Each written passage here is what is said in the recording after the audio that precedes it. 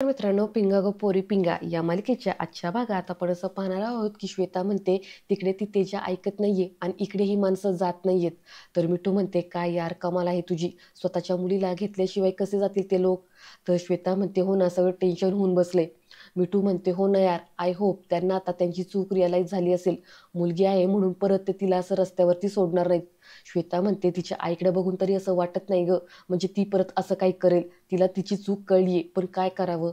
तितक्या तिथे वल्लरी येते आणि म्हणते खरंच समजत नाहीये की काय करायचं ते, सगळा काही गुंता होऊन बसलाय. मिठू म्हणते हो ना, ते ज्या राधामध्ये इतकी इन्व्हॉल्व होईल असं वाटलंच नव्हतं.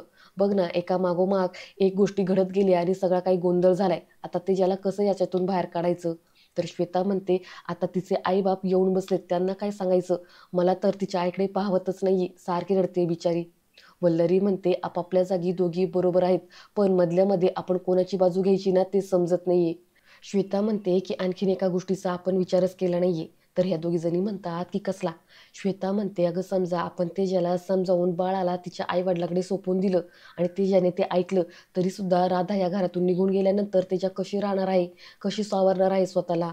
मिठू म्हणते म्हणजे तेजा तर राधाला अडॉप्ट करायचं म्हणते, म्हणते कसलं तिने फायनलच केलंय. वल्लरी म्हणते एवढंच नाही, आता तर त्या राधाला कोणाला हात पण लावून देत नाहीये, त्याचं काय. श्वेता म्हणते मला खूपच वाईट वाटतंय ग त्याच्याबद्दल, ती हे सगळं काही कसं सहन करणार आहे राधा इथून गेली तर. मिठू म्हणते राधाशिवाय राहणं शक्यच नाही तिला. अगं सहन करणं सोड, ती तिला इथून जाऊन देईल की नाही हाच मोठा प्रश्न आहे. श्वेता म्हणते पण आपण बोलून बघायचं का त्याच्याशी. वल्लरी म्हणते की हो, आपण बोलायला हवं त्यांच्याशी, चला लगेच बोलूया. तर दुसरीकडे आपण असं पाहतो की तेजा राधासोबत खेळत असते. तितक्यात तेजाला ऑफिसमधून फोन येतो. तेजा राधाला खाली ठेवते आणि फोनवर बोलण्यासाठी बाजूला जाते.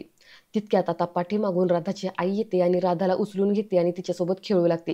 इकडे तेजा तिच्या ऑफिसमधल्या बॉससोबत बोलत असते. तर दुसरीकडे आता राधा रडायला लागते.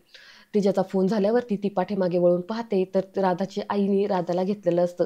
आता राधाला घेतल्यावरती तेजाला फार राग येतो. राधाची आई राधाला शांत करायचा प्रयत्न करत असते पण राधा काही शांत होत नाही.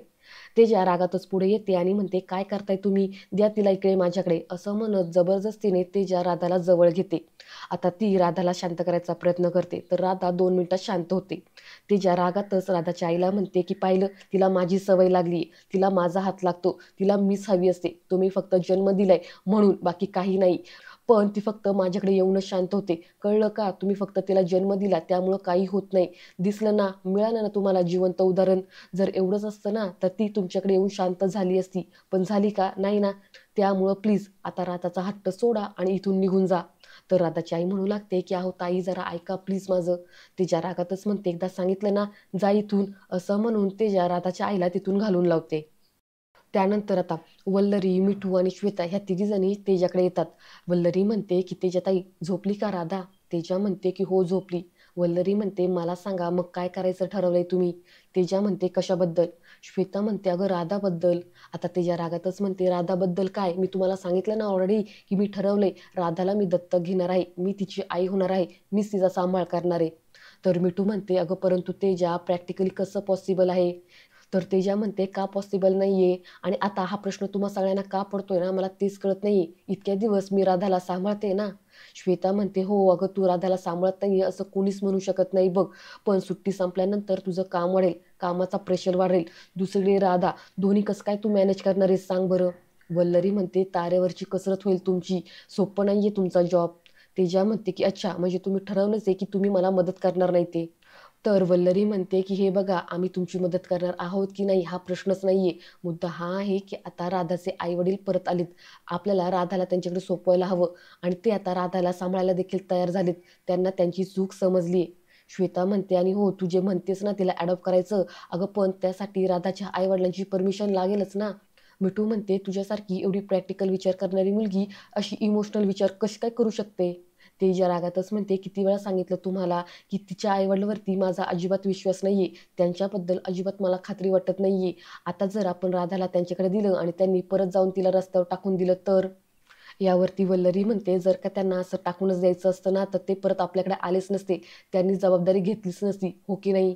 श्वेता म्हणते अगं मान्य आहे की त्यांच्याकडून चूक झालीये पण आता त्यांचं मन बदललंय, प्लीज तेजा तू आता हट्ट सोड.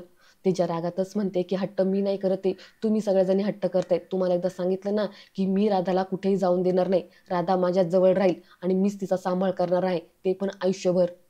त्यानंतर आता आपण असं पाहतो की सगळेजण बाहेर टेन्शनमध्ये बसलेली असतात. तर आतमध्ये तेजाने कडी लावून घेतलेली असते आणि ती राधासोबत खेळत असते. तर बाहेर तेजाचे वडील राधाच्या वडिलांना म्हणतात की हे बघा काय आहे ना, माझी मुलगी थोडीशी खट्टी आहे, पण तितकी समजूतदार देखील आहे. तुम्ही काळजी करू नका, तुमच्या बाळाला ती नक्की परत करेल.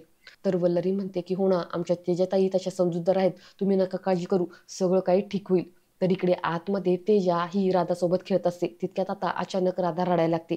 तेजा म्हणते काय झालं तुला अचानक रडायला? भूक लागली असेल बहुतेक, थांब तुझ्या दुधाची बाटली घेऊन येते. असं म्हणत आता तेजा बाहेर निघून येते.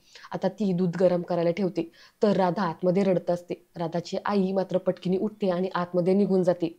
तर इकडे तेजा दुधाच्या बाटलीमध्ये दूध ओतून आता दुधाची बाटली आतमध्ये घेऊन जाते. तर आतमध्ये राधाच्या आईनं राधाला पदराखाली घेऊन तिला दूध पाजत असते. आता ते पाहून तेजाला काय करावं काय सुचत नाही आणि ती मोठ्यानेच म्हणायला लागते की काय करताय तुम्ही हे सगळं?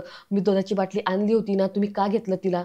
आता तिचा आवाज ऐकून पिंगा गस आणि तेजाची आई आतमध्ये जातात. आता तेजाला त्या फार समजावून सांगू लागतात की अहो तेजाताई असं नका करू, ती तिची आई आहे वगैरे, असं खूप ह्या सगळ्या जणी तिला समजून सांगायचा प्रयत्न करत असतात. तेजा मात्र कोणाचंच ऐकायला तयार नसते आणि ती खूप रागातच म्हणत असते की मी दुधाची बाटली आणली होती ना, लगेच का घेतलं? असं म्हणून ती सुद्धा खूप बडबड करू लागते. आता तेजाची आई फारच रडू लागते. आता ही फारच रडते, का रडते कुणास ठाऊक. पण आता तेजाची आई रडतच तेजाला म्हणते की अगं, बाळ जर कळकळून रडत असेल ना, त्याला जर भूक लागली असेल ना, तर आईला पाना फुटतोच. अगं तिने जन्म दिलाय, ती तिची खरी आई आहे. असं म्हटल्यावरती आता तेजा थोडी शांत होते. ती दुधाची बाटली खाली ठेवते आणि बाहेर निघून जाते. आता तेच्या बाहेर आल्यावरती वल्लरी तिची समजूत घालत म्हणते की हे बघा तेजताई, प्लीज शांत राहा, स्वतःला असा त्रास करून घेऊ नका. मिठू म्हणते की तेजा हे बघ, तू सख्या आईपेक्षा जास्त काळजी घेतली असेल राधाची, यात काही शंकाच नाही. पण तू हे डिनाय नाही करू शकत की ती तिची खरी आई आहे. अगं तिचं रक्ताचं नातं आहे. तर वल्लरी म्हणते की हो ना तेजताई, बरोबर बोलतायत मिठूताई. अहो आम्हाला पण तुमच्या इतकाच त्रास होतोय. राधा इथून निघून जाणार म्हटल्यावरती त्याचा त्रास आम्हाला देखील होतोय. पण आपण तरी काय करणार? खरे आई वडील आहेत ते. शेवटी आपल्याला तिला त्यांच्याकडे सोपायलाच हवं ना. तुम्ही काळजी करू नका. आपण ना राधाची आठवण आली की आपण तिला भेटायला जात जाऊ. ते काही आपल्याला नाही म्हणणार नाहीत. तर आता तेजा ही फार शांत होते आणि भावखून म्हणते की घेऊन जा तिला. असं म्हटल्यावरती आता हे सगळ्यांना जरा आश्चर्यच वाटतं. तर राधाचे वडील पटकीने आतमध्ये जातात आणि राधाच्या आईला आणि राधाला घेऊन बाहेर येतात.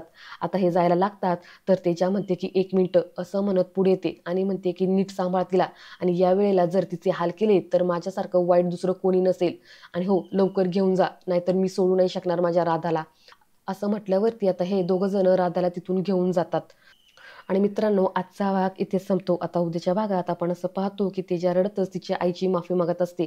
ती म्हणत असते की आय एम सॉरी, मी चुकले, मला माफ कर. तर तेजाची आई म्हणते हे बघ, तुला एक सांगू का, हे सर्व कुणामुळं घडलं ते तुला माहिती आहे का? हे सगळं ना वल्लरीमुळे घडलं. आता हे ऐकल्यावरती तेजा म्हणते की काय? तर तेजाची आई म्हणते की हो, वल्लरीचा मला फोन आला होता. तेव्हा तेव्हा मी तिच्यासोबत सगळं काही बोलले. त्यामुळेच तर तिने आम्हाला इकडे बोलून घेतलं. आता हे ऐकल्यावरती तेजाला जरा रागच येतो. हे एकंदरीत मला तिच्या चेहऱ्यावरती दिसतं. पुढे तेजा वल्लरीला विचारते की तूच आईवडिलांना फोन करून इकडे बोलून घेतलं का? आता यावरती वल्लरी सुद्धा जरा घाबरते आणि म्हणू लागते की अहो तेजताई, असं झालं तसं झालं. तर मित्रांनो, आता उद्याच्या भागात मे बी आपल्याला तेजा आणि वल्लरीमध्ये भांडणं होतील की काय ते पाहायला मिळेल.